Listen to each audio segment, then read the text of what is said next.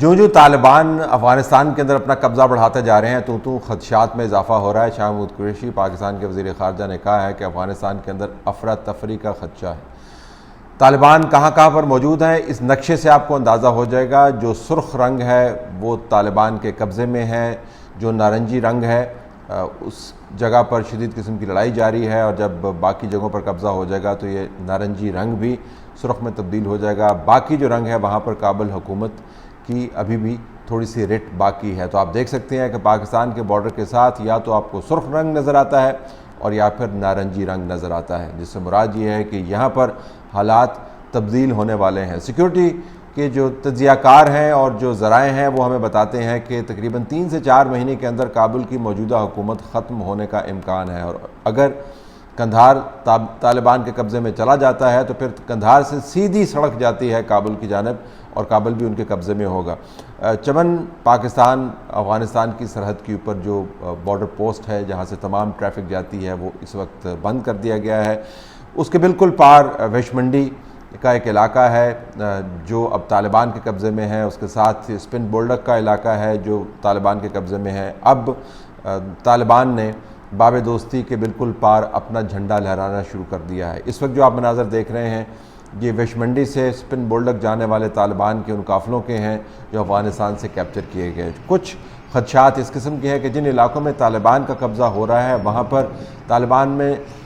وہی ایلیمنٹس جو ملا عمر کے دور میں بھی نظریاتی طور پہ بڑے سخت گیر سمجھے جاتے تھے، انہوں نے ڈومینیٹ کر دیا ہے۔ علاقوں سے خبریں یہ آ رہی ہیں کہ جہاں جہاں پہ طالبان کا قبضہ ہوتا ہے وہاں پر خواتین کو گھروں میں محصور رہنے کا حکم دے دیا گیا ہے۔ جہاں پر طالبان نے قبضہ کیا ہے وہاں پر نقل و حرکت پر جو پابندیاں لاگو کی گئی تھیں وہ دوبارہ سے انفورس کر دی گئی ہیں۔ آپ بال نہیں کٹوا سکتے، داڑھی رکھنی جو ہے وہ لازم قرار دے دی گئی ہے بعض جگہوں میں خبروں کے مطابق۔ آپ کو پگڑی پہننی ہے، آپ سگریٹ وغیرہ نہیں پی سکتے، اور جو اسلامی سزائیں ہیں ان کا بھی اجرا کیا جا رہا ہے بعض خبروں کے مطابق۔ ایک خبر یہ بھی ہے کہ ایک خط جو طالبان سے منسوب کیا گیا اس میں کہا گیا کہ 15 سال سے اوپر کی جو بچیاں یا بیوائیں ہیں ان کی فہرست فراہم کی جائے اور لوگوں کو انکریج کیا جائے کہ ان بچیوں کی شادیاں طالبان کے ساتھ کریں۔ طالبان نے اس خبر کو ڈینائی کیا ہے۔ یہ بھی خبریں آئی ہیں کہ جہاں پر قبضہ ہوا ہے وہاں پر جو مزاحمت کر رہے تھے سیکیورٹی فورسز افغانستان کی حکومت کی طرف سے ان کو قتل کیا گیا۔ CNN نے اس کے اوپر رپورٹ کیا، طالبان نے اس کو ڈینائی کیا۔ اب پاکستان کے بالکل ساتھ اتنا بڑا طوفان ڈیولپ ہو رہا ہے، ہمیں یہاں پر پاکستان کے اندر بہت کنفیوژن نظر آتی ہے کہ آنے والے دنوں میں ہم نے طالبان کے ساتھ ڈیل کس طریقے سے کرنا ہے۔ یاد رہے کہ عمران خان صاحب طالبان کو بہت لائنائز کرتے ہیں، ان کو بہت سپورٹ کرتے ہیں۔ ایک وقت وہ تھا کہ جب وہ پشاور کے اندر طالبان کے آفسز کھلوانے کی بات کرتے تھے۔ اب حالت یہ ہے کہ پشاور میں اور کوئٹہ میں طالبان کی آمد پر باقاعدہ ریلیز نکالی گئیں۔ جب ویش منڈی سے طالبان نے اسپن بولڈک کی طرف جانا شروع کیا تو کوئٹہ کے اندر یہ خبر پھیل گئی اور یہ ویڈیو سامنے آئی جس کے اندر آپ چند سیکنڈز میں دیکھ سکتے ہیں کہ لوگ طالبان کی آمد پر خوشی کا اظہار کر رہے ہیں۔ تو ایک تو تصور یہ ہے کہ عمران خان کی حکومت، عمران خان سمیت طالبان کی طرز کو اپنا لے گی اور ان نظریات کے ساتھ اپنے آپ کو جوڑنے کی کوشش کرے گی جو طالبان کی طرف جھکاؤ رکھتے ہیں۔ دوسرا نظریہ یہ ہے کہ پاکستان کی ریاست اس قسم کے نظریات کی ترویج پاکستان میں بالکل نہیں چاہتی، کیونکہ اس کے بڑے بھیانک نتائج نکلتے ہیں۔ طالبان افغانستان میں کسی کو کچھ نہیں کہتے مع سوائے ان لوگوں کے جن کے ساتھ وہ ڈیل کرتے ہیں افغانستان کے اندر، لیکن ان کا نظریاتی انفلوئنس جو ہے پاکستان کی سرحدوں کے پار پھیل سکتا ہے، اور ان کے نام پر یہاں پر بہت سارے ایسے گروپس آپریٹ کر سکتے ہیں جنہوں نے پچھلے ایک دہائی سے زیادہ عرصے میں پاکستان میں بڑا خلفشار مچایا، اور جس کے لیے آپ کو ہزاروں جانوں کی قربانیاں دینی پڑیں، اربوں روپے ہم نے اس پر لگائے، اور طویل عرصے کے بعد، طویل جنگ کے بعد ان علاقوں کو واگزار کروایا طالبان کے قبضے سے، وہ طالبان جو مقامی طور پر اپنے آپ کو طالبان کے نمائندگان کہتے تھے۔ تو ایک خدشہ یہ ہے کہ اگر اس قسم کی پالیسی گو مگو کی جاری رہی پاکستان میں تو پھر طالبان نما گروپس رونما ہونے شروع ہو جائیں گے پاکستان کے اندر۔ دوسرا خدشہ یہ بھی ہے کہ ان ریفیوجیز کے نام پر جو اس جنگ و قتال سے بھاگتے ہوئے پاکستان کے اندر آئیں گے، اس بات سے قطع نظر کہ وہاں پر باقاعدہ فینس لگی ہوئی ہے یا نہیں، ان لوگوں کے اندر گھل مل کر دہشت گرد پاکستان کے اندر آئیں گے۔ بعض اعداد و شمار کے مطابق پاکستان افغانستان کی سرحد جو کے پی اور بلوچستان دونوں صوبوں کے ساتھ ملتی ہے،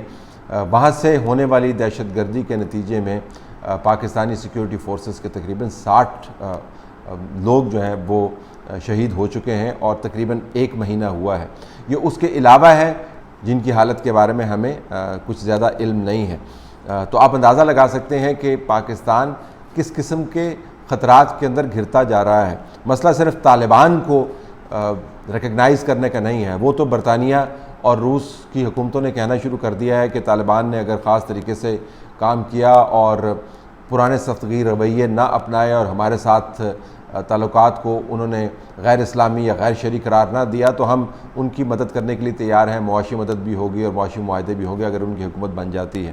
معاملہ یہ نہیں ہے، دنیا ان کے ساتھ انگیج کرتی ہے جو طاقت کے اندر موجود ہوتے ہیں۔ معاملہ یہ ہے کہ پاکستان کے اندر اس وقت جو آپ کو بہت بڑا خلا نظر آتا ہے ان تمام علاقوں کے اندر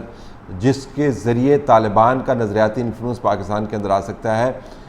اس خلا کو دوسرے گروپس پر کر لیں گے۔ ایک ستم ظریفی یہ ہے کہ پاکستان کی سیاست ابھی بھی بہت ہی ذاتی معاملات کے اندر پھنسی ہوئی ہے۔ آپ احتساب کے معاملات کو اس حد تک لے گئے ہیں کہ پاکستان کی ریاست کے جو بڑے بڑے مفادات ہیں وہ ان کے تودوں کے نیچے دب گئے ہیں۔ ذاتی اناد اس حد تک بڑھ گیا ہے کہ پاکستان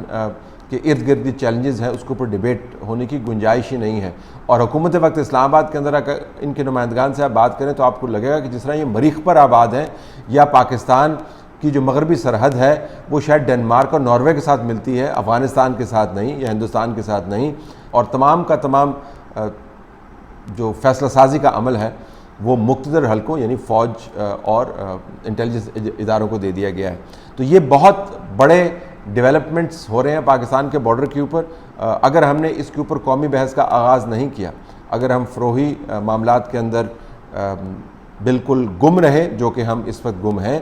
تو طالبان کا افغانستان کے اندر آنا اور وہاں سے یہ خبریں آنا کہ وہ ایک سخت گیر نظریاتی نظام لا رہے ہیں جو ملا عمر کے نظام سے بھی 2 ہاتھ آگے ہوگا، پاکستان کے سرحدی علاقوں اور پھر پاکستان کے اندر تک شدید خطرات پیدا کر سکتا ہے۔ وہ تمام سیاسی جماعتیں جو اپوزیشن کے اندر موجود ہیں حکومت سے نالاں ہیں، آپ کسی قسم کا کنسنسس ڈیولپ نہیں کر سکتے۔ ستم ظریفی یہ بھی ہے کہ پاکستان کے اندر وہ تمام لوگ جو کسی نہ کسی طریقے سے طالبان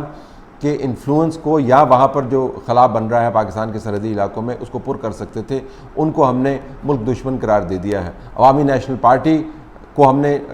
دیوار کے ساتھ لگا دیا ہے، پختونخوا ملی عوامی پارٹی کو ہم نے دیوار کے ساتھ لگا دیا ہے، بلوچ نیشنلسٹ جو ہیں ان کو ہم نے دیوار کے ساتھ لگا دیا ہے، پاکستان مسلم لیگ نون کے لوگوں کو ہم غدار کہتے ہیں، پیپلز پارٹی کو ہم غدار کہتے ہیں، تو وہ JUI کے لوگوں کو ہم جن ناموں سے پکارتے ہیں وہ ہم یہاں پر دہرا نہیں سکتے۔ تو ایک ہم نے پاکستان میں بغض، اناد اور تعصب کا ایسا ماحول پیدا کر دیا ہے کہ جس ماحول سے وہ خلا بڑھتا جائے گا، جس کو طالبان کے نام پر آپریٹ کرنے والے گروپ پل کر سکتے ہیں، اور یہ بہت ہی خطرناک عمل ہوگا۔ تو افغانستان میں جو کچھ ہو رہا ہے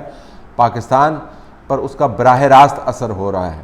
اور ہوتا رہے گا آنے والے سالوں میں نہیں بلکہ دہائیوں میں، اگر ہم نے وقت پر تدابیر نہیں کی، اگر ہم نے تدبر کا، دانشمندی کا، عقل مندی کا مظاہرہ نہیں کیا، اور اگر ہم فروئی معاملات کے اندر گھسے رہے جو کہ ہم گھسے ہوئے ہیں، تو افغانستان کے ہونے والی ڈیولپمنٹس جو ہیں آپ کو پاکستان میں کسی اور انداز سے نظر آئیں گی۔